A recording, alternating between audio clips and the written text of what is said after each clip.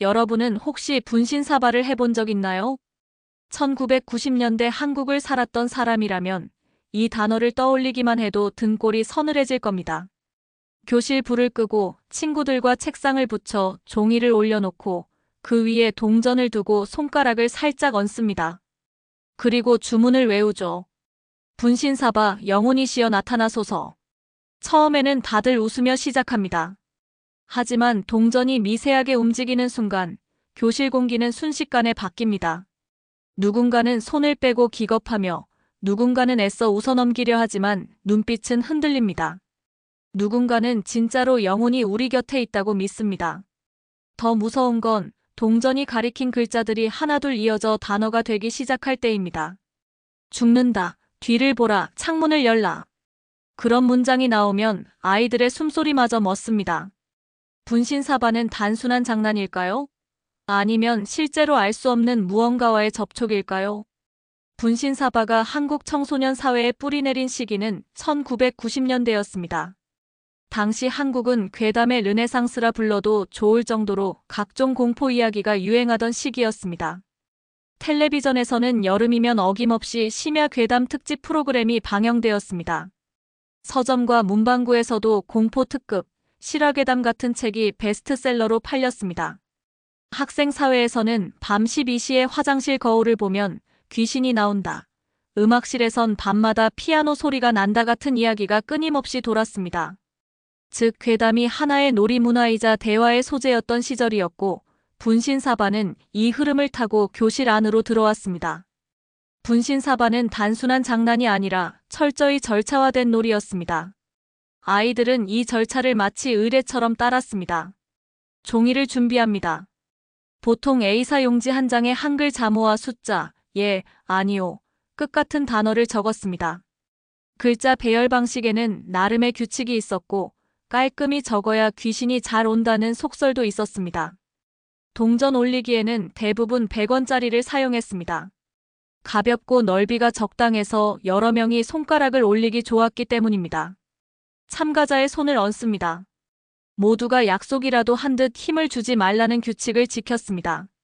주문을 외웁니다. 분신사바, 이 주문은 단순히 리듬이 아니라 교실 공기를 한순간에 바꾸는 장치였습니다. 질문은 언제나 단순하면서도 민감했습니다. 누가 나를 좋아하나요? 내일 시험 잘 보나요? 여기에 귀신이 있나요? 동전이 움직이며 손끝이 떨리는 순간 모두의 시선은 동전에 집중됩니다. 글자가 하나씩 이어져 단어를 만들면 그때부터 놀이가 실제로 일어난 일로 바뀌었습니다. 분신사바의 질문에는 3가지 범주가 있었습니다. 누가 나를 좋아하나요? 첫사랑이 내 짝꿍인가요? 내일 수학 점수 몇 점인가요? 이번 시험 붙을 수 있나요? 여기 귀신이 있나요? 우리 반에서 누가 먼저 죽나요? 사랑과 시험은 생활과 직결된 호기심이었고 죽음은 가장 근본적인 공포였습니다. 동전이 죽음을 가리킬 때 교실의 분위기는 가장 극적으로 뒤바뀌었습니다. 4명이 둘러앉아 의식을 하던 중 동전이 뒤를 보라를 가리켰습니다. 바로 그때 교실 문이 끼익하고 열렸습니다. 사실은 복도 창문 틈으로 들어온 바람 때문이었지만 아이들은 영혼이 반응했다고 믿었습니다. 2명은 그날 밤 악몽에 시달렸고 이후 며칠간 보건실을 드나들었습니다. 동전이 한 학생의 이름을 가리켰습니다. 공교롭게도 그 학생은 며칠 뒤 체육 시간에 크게 넘어져 발목을 다쳤습니다. 반 친구들은 분신사바가 경고했다며 수군댔고 그 학생은 한동안 놀림감이 되었습니다. 중간에 한 학생이 장난스럽게 놀이를 중단하고 자리를 떠버렸습니다. 끝맺는 주문도 하지 않았습니다. 남은 학생 셋은 이후 며칠간 불면과 두통을 겪었고 그중 한 명은 기숙사에서 밤마다 발자국 소리를 들었다고 주장했습니다. 분신사바에는 암묵적인 금기가 있었습니다. 놀이가 끝나면 반드시 동전을 종이 중앙에 두고 돌아가라는 절차를 밟아야 했습니다. 이 절차를 무시하면 영혼이 따라온다는 속설이 있었죠. 이 때문에 참가자들은 놀이보다 끝맺기를 더 두려워했습니다. 교사와 학부모는 분신사바를 강하게 경계했습니다. 교사는 학습에 방해된다, 학생을 놀리거나 따돌림의 도구가 된다는 이유로 금지했습니다. 학부모는 종교적 신념에 따라 악령과의 접촉이라고 경고하기도 했습니다. 흥미로운 건 이런 금지와 경고가 오히려 아이들의 호기심을 자극했다는 점입니다. 하면 안 된다는 말은 곧 더 해보고 싶다는 충동으로 변했습니다. 분신사바는 단순히 무서운 놀이가 아니라 심리적 장치이기도 했습니다. 미래에 대한 불안을 질문으로 표출하고 집단 공포를 함께 경험하며 두려움을 웃음으로 봉합하는 카타르시스. 즉, 분신사바는 청소년들에게 불안을 다루는 일종의 의뢰였다고 볼 수 있습니다. 분신사바는 종이와 동전만 있으면 누구나 할 수 있는 놀이였지만 그 안에는 1990년대 한국 청소년 문화의 풍경과 심리가 고스란히 담겨 있습니다. 단순한 장난 같지만 실제로는 호기심, 불안, 소속감이 만들어낸 집단적 경험이었습니다. 분신사바를 이해하려면 그 뿌리를 먼저 살펴야 합니다. 한국 고유의 놀이 같지만 사실은 19세기 말 서구에서 시작된 위저보드라는 심령술 도구가 원형입니다. 위저보드가 어떻게 만들어졌고 어떻게 아시아를 거쳐 한국의 교실까지 흘러들어와 분신사바라는 이름으로 변형되었는지를 살펴보는 건 이 놀이가 가진 문화적 힘을 이해하는 데 중요합니다. 우선 19세기 후반 미국은 독특한 시대였습니다.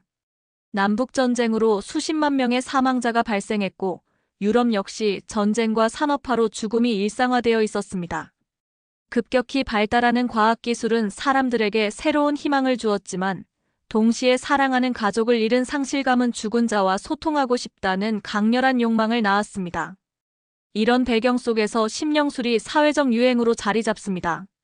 어두운 방에서 원형으로 둘러앉아 테이블을 두드리거나 영매가 죽은 자의 목소리를 대신 전해주는 모임이 곳곳에서 열렸습니다. 심령술 모임은 단순한 장난이 아니라 사회적 행사이자 사교 모임이었습니다. 중산층 가정의 거실에서 열리던 교령에는 신문에 오르내렸고 유명한 영매사는 일약 스타로 떠올랐습니다. 이런 사회적 분위기 속에서 1890년대 미국에서 위저보드가 상업적으로 탄생합니다. 구조는 넓은 나무판 위에 알파벳과 숫자가 새겨져 있고 예스와 노, 굿바이가 표시되었습니다. 플랜셋은 삼각형 모양의 작은 판에 창문 같은 구멍이 뚫려 있어 손가락을 올리면 스르르 움직이며 글자를 가리키도록 설계되었습니다. 광고 문구는 매우 도발적이었습니다. 누구나 집에서 쉽게 영혼과 대화할 수 있다. 사람들은 열광했습니다. 위저보드는 곧 전국적으로 퍼졌고 파커 브라더스와 하스브로 같은 장난감 회사가 대량 생산하며 가격을 낮췄습니다. 결국 위저보드는 심령술을 대중화한 최초의 보드게임이 되었습니다. 위저보드는 장난감처럼 팔렸지만 신문과 잡지에는 기묘한 체험담이 쏟아졌습니다. 어떤 이는 위저보드가 죽음을 예언했다고 했고 어떤 가정은 위저보드 덕분에 유산한 아이의 목소리를 들었다고 주장했습니다. 범죄 수사에까지 끌어들여져 범인이 누구냐는 질문을 던지기도 했습니다. 20세기 중반 이후 위저보드는 공포영화를 통해 더욱 악명이 높아집니다. 1973년 윌리엄 프리드킨 감독의 엑소시스트에서 악령에 시달리는 소녀가 처음 접하는 게 바로 위저보드였습니다. 이 장면은 전 세계 관객에게 충격을 주었고 이후 위저보드는 악령 소환 도구라는 이미지로 굳어집니다. 미국과 유럽에서 유행한 위저보드는 20세기 중반 이후 동아시아로 전해집니다. 흥미로운 건 각 나라에서 자국 문화에 맞게 변형되었다는 점입니다. 1970년대부터 1980년대 일본 청소년들 사이에서 대유행했습니다. 코쿠리라는 여우령을 불러 대화한다는 설정이었고 종이에 글자를 적고 동전을 움직이는 방식이 분신사바와 거의 동일했습니다. 실제로 일본에서는 코쿠리상으로 인한 집단 기절 사건이 NHK 뉴스에 보도될 정도였습니다. 중국 일부 지역에도 한자를 이용한 비슷한 놀이가 존재했지만 문화대혁명 이후 종교적 심령적 활동이 금지되면서 크게 퍼지진 못했습니다. 한국에서는 일본의 코쿠리상이 전파되면서 변형되었습니다. 알파벳 대신 한글 자모를, 플랜셋 대신 동전을, 영어 주문 대신 한국어식 주술적 리듬을 채택했습니다. 그리고 이름도 분신사바로 불리게 됩니다. 분신사바라는 이름은 여전히 정확한 어원을 알 수 없습니다. 일부는 일본 코쿠리상의 번역 과정에서 생긴 변형이라고 추정합니다. 또 다른 추측은 불교 용어 분신과 사바 세계가 합쳐져 영혼을 이 세계로 불러낸다는 의미로 변용된 것일 수 있습니다. 즉, 분신사바라는 이름 자체가 한국적 종교문화적 배경과 결합한 산물일 가능성이 높습니다. 흥미로운 점은 위저보드가 서구에서는 장난감과 공포영화의 소재로 소비된 반면 한국에 들어오면서는 괴담 및 금기의 놀이로 자리 잡았다는 것입니다. 이는 한국 사회 특유의 분위기와 맞닿아 있습니다. 한국 사회는 유교적 전통과 불교 무속 신앙이 뒤섞인 문화적 배경을 갖고 있습니다. 영혼과 죽은 자의 세계에 대한 민감성이 강했습니다. 1990년대는 경제적 고도 성장기였지만 동시에 IMF 외환위기 직전의 불안이 사회 전반을 덮고 있던 시기였습니다. 청소년들의 불안과 공포는 분신사바 같은 놀이에 쉽게 투영될 수 있었습니다. 학교라는 공간 자체가 폐쇄적이고 위계적인 구조를 갖고 있었기에 분신사바는 아이들에게 일종의 저항적 놀이이자 비밀스러운 연대 경험이 되었습니다. 결국 위저보드라는 서구 심령술 도구는 한국에 들어와 분신사바라는 이름으로 재탄생합니다. 그것은 단순히 번역된 놀이가 아니라 한국적 문화 코드가 덧이 펴진 새로운 의식이었습니다. 분신사바는 교실이라는 일상적 공간 속에서 금기를 건드리는 놀이로 기능했습니다. 아이들은 영혼을 불러낸다는 공포 속에서 동시에 금기를 깨뜨린다는 쾌감을 느꼈습니다. 그리고 이 경험은 단순히 개인적 차원을 넘어 친구들과 함께 공유하는 세대적 기억이 되었습니다. 위저보드에서 분신사바로 이어진 문화적 변용은 단순한 전파가 아니라 재창조였습니다. 서구에서 태동한 영혼놀이가 동아시아 각국에서 다른 모습으로 변형되며 한국에서는 특히 강렬한 괴담 문화와 결합해 분신사바라는 독자적 정체성을 갖게 된 것입니다. 분신사바와 위저보드는 단순히 장난스러운 놀이로 끝나지 않았습니다. 실제로 세계 곳곳에서 언론에 보도된 사건들이 존재하고 체험자들의 증언은 놀라울 정도로 비슷한 패턴을 보입니다. 2014년 필리핀 안티케 주의 한 고등학교. 방과 후 교실에 모인 학생들이 위자보드를 꺼내어 의식을 시작했습니다. 처음에는 장난처럼 시작했지만 불과 몇 분 만에 학생들 일부가 이상 증세를 보였습니다. 어떤 학생은 갑자기 몸을 뒤틀며 바닥에 쓰러졌고 또 다른 학생은 눈이 뒤집히며 입에 거품을 물었으며 심지어 어떤 학생은 알 수 없는 언어로 말을 하기 시작했습니다. 순식간에 35명이 동시에 쓰러지며 교실은 아수라장이 되었습니다. 교사와 학부모는 학생들을 병원으로 이송했지만 의료진은 뚜렷한 원인을 찾지 못했습니다.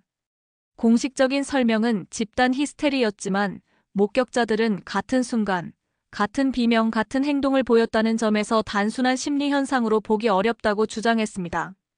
이 사건은 현지 언론에 크게 보도되며 사회적 파장을 일으켰습니다. 콜로라도 주의 한 가족은 저녁 식탁에서 위자보드를 하고 있었습니다. 아들의 미래를 묻는 순간 플랜셋은 천천히 움직이며 이렇게 철자를 이어갔습니다. 20세, 자동차 사고, 죽음. 부모는 장난으로 여겼습니다. 그러나 충격적인 건 아들이 20세 생일 직후 실제로 교통사고로 세상을 떠났다는 사실입니다. 이 사건은 지역 신문에 보도되며 위자보드의 저주라는 제목으로 퍼져나갔습니다. 사람들은 이 사건을 두고 단순한 우연인가 아니면 실제 예언인가 라는 논쟁을 벌였습니다. 1995년 런던의 한 빈민가. 3명의 청년은 위자보드를 통해 끊임없이 같은 메시지를 받았다고 주장했습니다.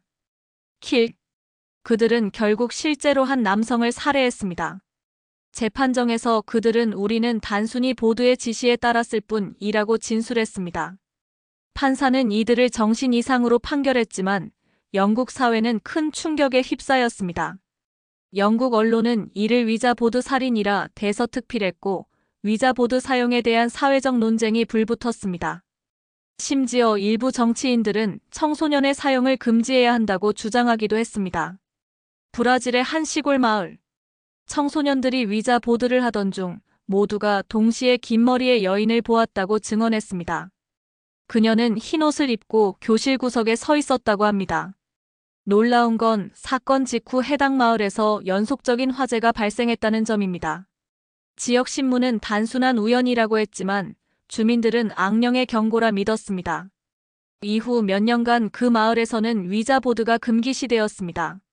일본에서 코쿠리상은 분신사바와 거의 동일한 놀이였습니다. 종이에 글자를 적고 동전을 올려 귀신과 대화하는 방식이죠. 1970년대부터 80년대까지 일본 전역에서 청소년들이 코쿠리상을 하다가 집단적으로 기절하거나 이상 증세를 보였다는 사건이 잇따랐습니다. 일부 학교에서는 아예 코쿠리상 금지령을 내렸습니다. NHK 뉴스에서도 이를 다뤘고 학자들은 이를 집단 히스테리로 분석했지만 학생들은 정말 귀신을 본 것 같다고 증언했습니다. 1998년 대전의 한 중학교. 학생들은 쉬는 시간에 분신사바를 시작했습니다. 동전은 천천히 움직이며 한 문장을 만들었습니다. 뒤를 보라. 바로 그 순간 교실 문이 쾅 하고 열리며 바람이 몰아쳤습니다. 학생들은 모두 비명을 지르며 책상 밑으로 숨었고 이 사건은 지역신문에 실렸습니다. 학교는 이후 분신사바를 공식적으로 금지했습니다. 세계 각지에서 분신사바, 위자보드, 코쿠리상을 경험한 이들의 증언을 모아보면 놀랍도록 닮아 있습니다. 미국 오리건주 2011년 한 여성은 위자보드가 당신의 어머니가 곧 죽는다는 메시지를 남겼다고 말했습니다. 며칠 뒤 실제로 어머니가 심장마비로 세상을 떠났습니다. 그녀는 이후 심각한 트라우마를 겪으며 지역방송에 나와 경험을 증언했습니다. 영국 맨체스터 2005 대학생 모임에서 위자보드를 하던 중 방 안의 형광등이 연달아 폭발했습니다. 사건은 BBC 라디오 프로그램에 소개되며 청취자들의 논쟁을 불러왔습니다. 호주 시드니 1990년대 기숙사에서 위자보드를 하던 청소년들이 모두 같은 남자의 목소리를 들었다고 증언했지만 녹음기에는 아무것도 기록되지 않았습니다. 한국 서울 2000년대 초반 여고생들이 분신사바를 하다 죽는다라는 메시지를 받고 며칠간 불면증에 시달렸습니다. 일부 학생은 실제로 상담을 받아야 할 정도로 불안장애를 겪었습니다. 이 모든 사건을 종합하면 4가지 패턴이 드러납니다. 죽음의 예언. 곧 죽는다는 메시지가 나왔고 실제로 누군가 사고를 당했다는 이야기. 물리적 현상. 문이 열리거나 전등이 꺼지고 물건이 스스로 움직였다는 증언. 집단 체험. 여러 명이 동시에 같은 환영을 보거나 같은 소리를 들었다는 경험. 후유증. 놀이 후 불면, 악몽, 불안장애, 심지어는 집단적 발작 증세. 이 4가지 패턴은 지역과 문화를 초월해 반복적으로 나타납니다. 분신사바와 위저보드, 코쿠리상은 단순한 놀이가 아닙니다. 실제로 수많은 기묘한 사건과 증언을 남겼고 그중 일부는 언론에 공식적으로 보도되기까지 했습니다. 물론 과학은 이를 집단 히스테리나 무의식적 행동으로 설명하려 하지만 체험자들은 여전히 그날의 일은 설명할 수 없다고 말합니다. 결국 이 놀이가 던지는 메시지는 단순합니다. 우리는 미지의 세계와 얼마나 가까이 맞닿아 있는가? 분신사바나 위저보드를 경험한 사람들은 하나같이 말합니다. 내 손은 가만히 있었는데 동전이 저절로 움직였다. 이 말은 진심입니다. 참가자들은 실제로 자신이 움직이지 않았다고 믿습니다. 그러나 과학자들의 결론은 전혀 다릅니다. 수십 년간의 연구 끝에 과학은 이렇게 말합니다. 당신이 모르는 사이 바로 당신이 동전을 움직인 것이다. 과학자들은 이 현상을 이데오 모터 효과라는 용어로 설명합니다. 이 단어는 이데오, 생각과 모터, 운동이 합쳐진 것으로 생각이 무의식적 운동을 유발한다는 뜻입니다. 우리는 평소에도 이 현상을 경험합니다. 레몬을 상상하는 순간 입안에 침이 고이는 것. 영화 속 고소공포 장면을 볼 때 나도 모르게 다리에 힘이 빠지는 것. 게임을 하면서 캐릭터를 점프시키려 할 때 실제로는 손가락만 움직이는데 온몸이 함께 들썩이는 것. 이처럼 생각과 감정은 의식적 지시 없이도 무의식적 근육 반응을 일으킵니다. 위저보드와 분신사바에서도 마찬가지입니다. 동전이 움직일지도 모른다는 기대, 영혼이 답할지도 모른다는 생각이 곧 미세한 손가락 움직임으로 이어집니다. 참가자들은 이를 자각하지 못하기 때문에 동전이 스스로 움직이는 것처럼 느껴지는 것입니다. 스탠포드 대학 심리학 연구팀은 참가자들에게 위저보드를 시킨 뒤 손과 팔 근육의 미세한 전기 신호를 측정했습니다. 결과는 놀라웠습니다. 참가자들은 모두 나는 움직이지 않았다고 말했지만 기계는 분명히 미세한 근육 활동을 감지했습니다. 즉, 동전은 외부 힘이 아니라 참가자 스스로의 무의식적 움직임으로 움직였던 겁니다. 더 흥미로운 실험도 있었습니다. 참가자들의 눈을 가리고 위저보드를 시켰더니 결과는 무의미한 글자들의 나열뿐이었습니다. 정확한 대답은 나오지 않았습니다. 이는 참가자들이 눈으로 글자를 보고 무의식적으로 그 방향으로 손을 움직였기 때문에 일관된 답변이 나왔다는 사실을 보여줍니다. 이데오모터 효과와 함께 또 하나 중요한 것은 암시 효과입니다. 어두운 교실, 촛불의 깜빡임, 긴장한 친구들의 숨죽인 눈빛, 움직였다는 누군가의 외침. 이 모든 요소가 참가자들의 감각을 극도로 예민하게 만듭니다. 실제로는 아주 미세한 동전 흔들림이었어도 모두가 그 순간 움직였다고 믿어버립니다. 이 믿음은 다시 근육을 자극해 실제로 동전을 더 크게 움직이게 합니다. 이 과정은 집단적 착각으로 이어집니다. 사람들은 자신의 감각을 과장되게 기억하며 우연한 사건조차 영혼의 반응으로 해석합니다. 이런 현상은 분신사바나 위저보드에만 국한되지 않습니다. 1692년 세일럼 마녀 재판은 매사추세츠의 어린 소녀들이 동시에 발작을 일으키자 사람들은 이를 마녀의 저주로 해석했습니다. 현대 학자들은 이를 집단 히스테리로 분석합니다. 1950년대 프랑스 기숙사 사건은 수십 명의 여학생이 동시에 복통과 기절 증세를 보였는데 검진 결과 특별한 질병은 없었습니다. 심리적 전염 현상이 원인이었습니다. 2000년대 인도 학교 사건은 학생들이 집단적으로 같은 환영을 보았다고 주장하며 혼란이 발생했지만 전문가들은 스트레스와 불안으로 인한 집단 히스테리로 결론 내렸습니다. 이처럼 인간은 공포와 불안 속에서 쉽게 집단적으로 비슷한 반응을 보입니다. 신경과학은 이 현상을 뇌의 운동 영역과 주의 집중의 상호작용으로 설명합니다. 뇌의 운동 피질은 우리가 움직이기 전부터 움직일 준비 상태에 들어갑니다. 우리가 동전이 움직일지도 몰라라고 생각하는 순간 뇌는 이미 근육에 작은 신호를 보내기 시작합니다. 이 신호는 의식적으로 느끼기엔 너무 작지만 여러 사람의 움직임이 합쳐지면 동전은 실제로 움직입니다. 즉, 집단이 동시에 기대할 때 무의식적 힘은 더 커진다는 것입니다. 과학은 명확히 말합니다. 분신사바와 위저보드는 영혼의 작용이 아니라 인간의 뇌와 심리, 무의식적 근육 운동이 만들어낸 착각이라고. 그러나 여기서 한 가지 중요한 문제가 남습니다. 모든 현상이 이 설명만으로 다 해결되는 건 아닙니다. 교실 문이 저절로 열렸던 사례, 전등이 폭발했던 사건, 여러 사람이 동시에 같은 환영을 보았다는 증언. 이런 사건들은 여전히 과학적으로 설명하기 어렵습니다. 이 지점에서 오컬트의 시각이 등장합니다.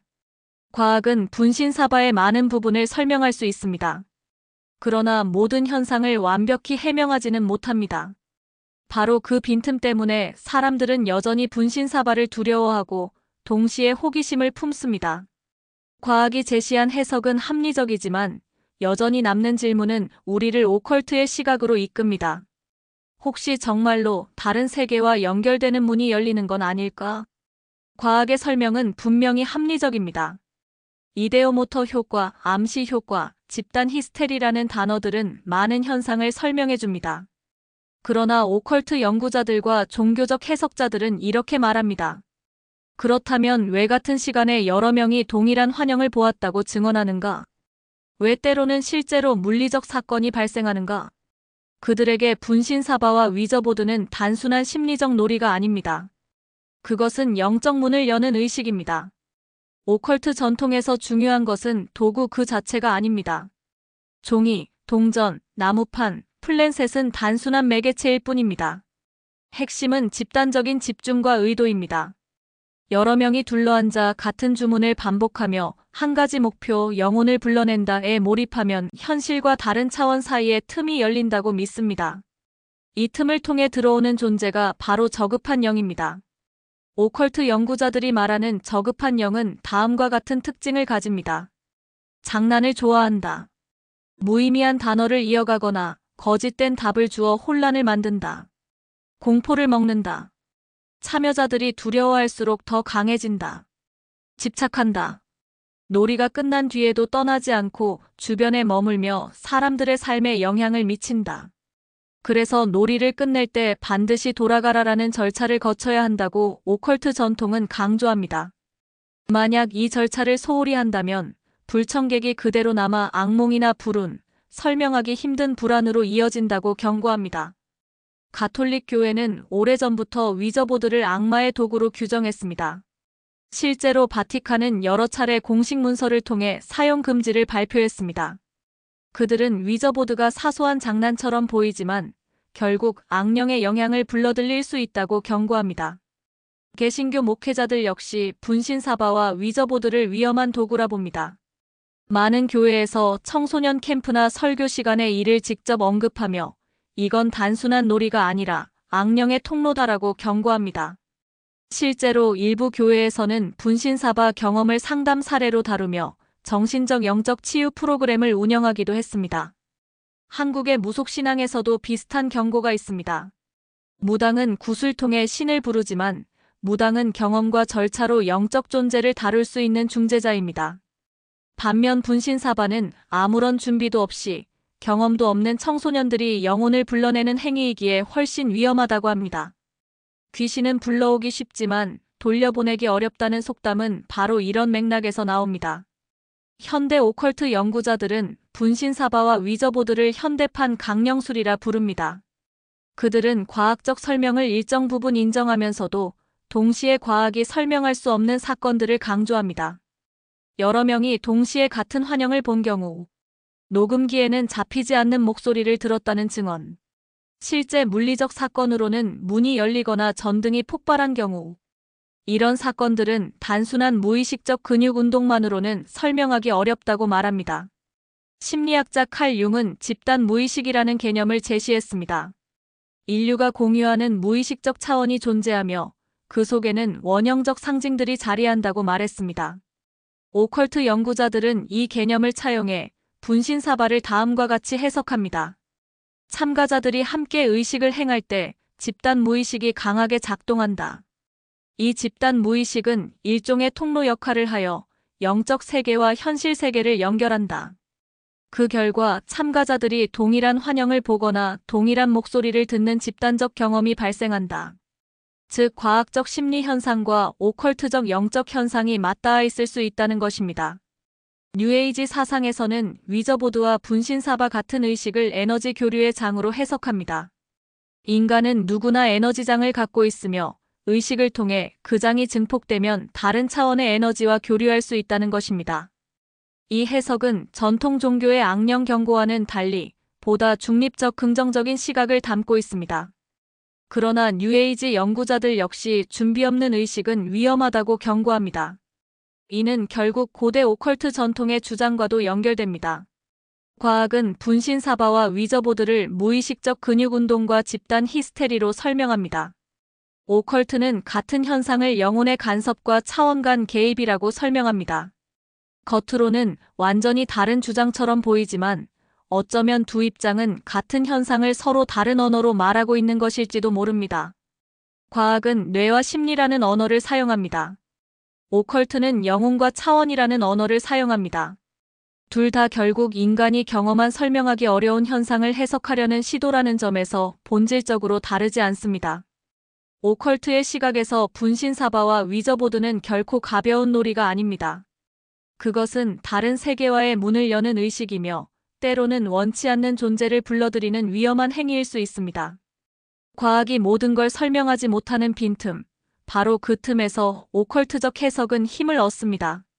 그리고 이 두 시각이 충돌하고 교차하는 지점이 바로 분신사바라는 놀이가 오늘날까지도 사람들에게 강렬한 공포와 호기심을 동시에 불러일으키는 이유입니다.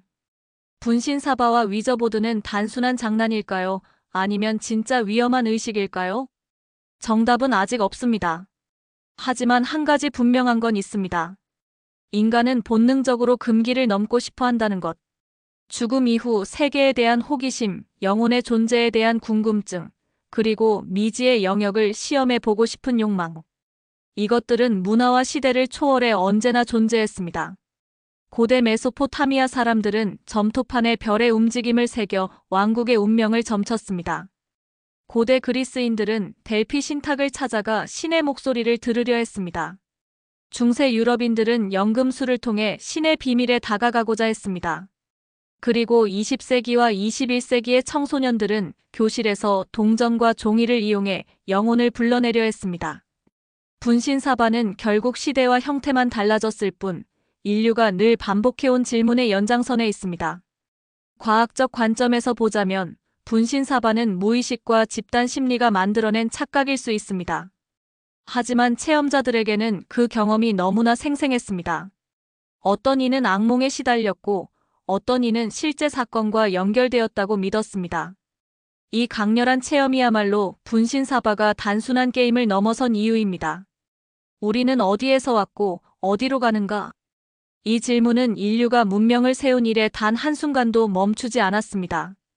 분신사바는 종이와 동전이라는 단순한 장치를 통해 바로 이 질문을 놀이의 형식으로 던지고 있습니다.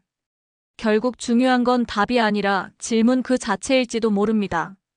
분신사바를 통해 드러나는 건 영혼의 존재 여부보다도 인간이 끝없이 미지의 세계를 갈망한다는 사실입니다. 그래서 분신사바는 단순한 괴담놀이가 아니라 인간 본성의 거울입니다. 우리는 앞으로도 질문을 멈추지 않을 것이고 그 질문은 때때로 금단의 놀이와 의식으로 모습을 바꾸어 우리 곁에 다시 나타날 것입니다.